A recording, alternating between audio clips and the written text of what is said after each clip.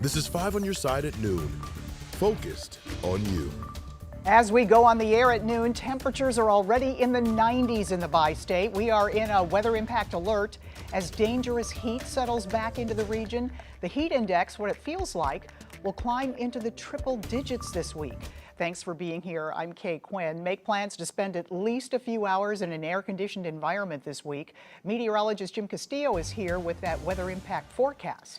Yeah, hi, Kay. So that mid and upper level high that was over Texas, baking them for most of the summer, has actually moved right over us. So Monday through at least Wednesday, even though Thursday still looks very hot, we have some very hot afternoons and even late mornings. We're already well into the 90s, and that humidity or that's continuing to be an issue with that heat.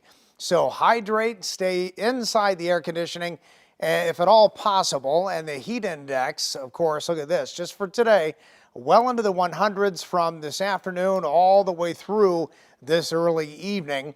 And then tomorrow, an actual heat advisory, our heat advisory for St. Louis, even Jefferson County, Monroe County, Illinois, Franklin County, Missouri, northward. So most of the area has this from noon until 8 p.m. But today's also very hot. Also Wednesday's very hot, and Thursday's still looking very hot. So again, be aware of that. It's hot weather season. It continues. It's still summer. So give a gift, help a neighbor, cooldowstlouis.org, and we'll check in on that radar and satellite. Not much on it now. I'll let you know when there's a chance of storms in here coming up in just a few minutes. All right, we'll see you then. Thank you, Jim. New at noon, the city of Manchester's police chief has decided to resign after an internal personnel investigation. Scott Will's resignation goes into effect Saturday. The city is now in the process of searching for a new police chief. All lanes back open on Interstate 70 in St. Peters. I-70 near Mid-Rivers Mall was closed for hours overnight after a semi-truck hit and killed a pedestrian. Happened at about 3 this morning, causing major backups until about 6:30. We've reached out to Missouri State Highway Patrol for more details. We are waiting to hear back. Right now, the search is on for 2 drivers responsible for 2 separate hit-and-run crashes over the weekend. One man was critically injured in North St. Louis early Saturday morning.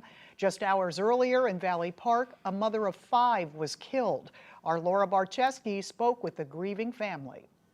Family of Jaleesa Cannon says she was walking home Friday night from work at Dairy Queen when she was hit and killed by a car at Merrimack Station and Crescent Road in St. Louis County. She was trying to get home to her 5 kids, just make a decent living and be a decent citizen.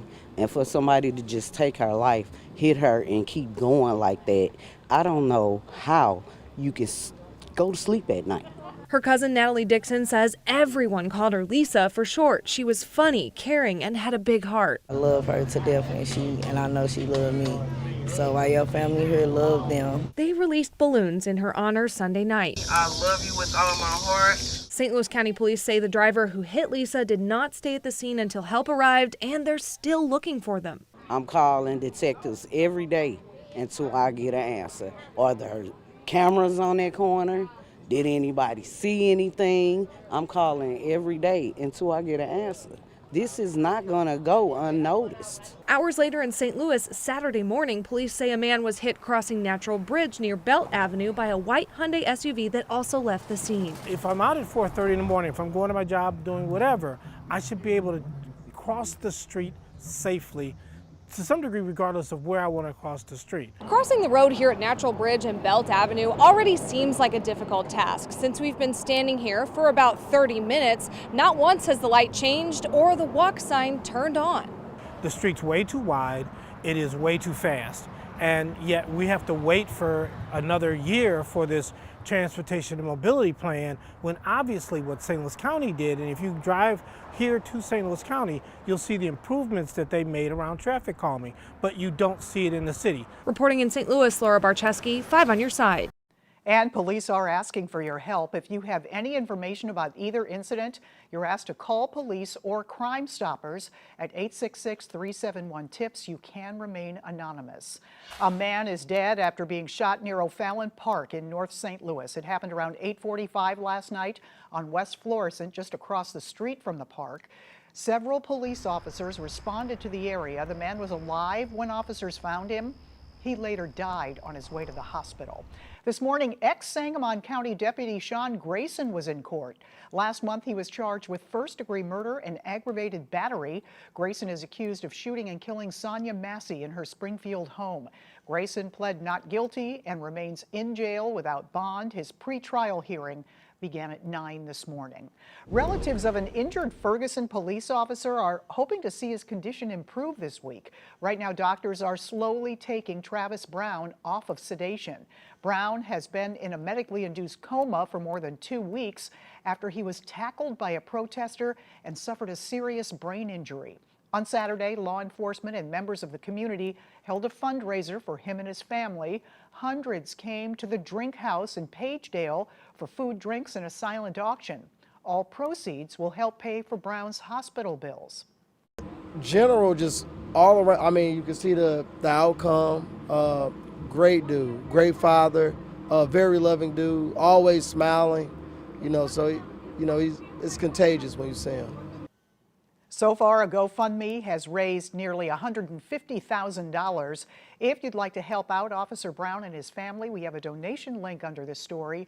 It's in the As Seen on TV section of KSDK.com. Today marks 3 years since a local Marine was killed in Afghanistan. Lance Corporal Jared Schmitz of Wentzville was one of 13 service members who died during a bombing at the Kabul airport. Next month, the nonprofit group Freedom 13, founded by Schmitz's father, will honor those fallen troops with an 80-mile patriotic parade and memorial ride from Festus to Truesdale in Warren County. If you drive Interstate 70 in the Metro East, expect some slow traffic. Construction crews began work at 6 this morning. Pavement repairs are underway along I-70 between Prairie Road and the Bond County line in Madison County. The work is expected to be complete by mid-September. Tensions between Hezbollah and Israel heating up in the Middle East. Ahead, how leaders here at home are applying pressure to end the conflict. And coming up, we'll have a breakdown of 3 new laws going into effect in Missouri this week.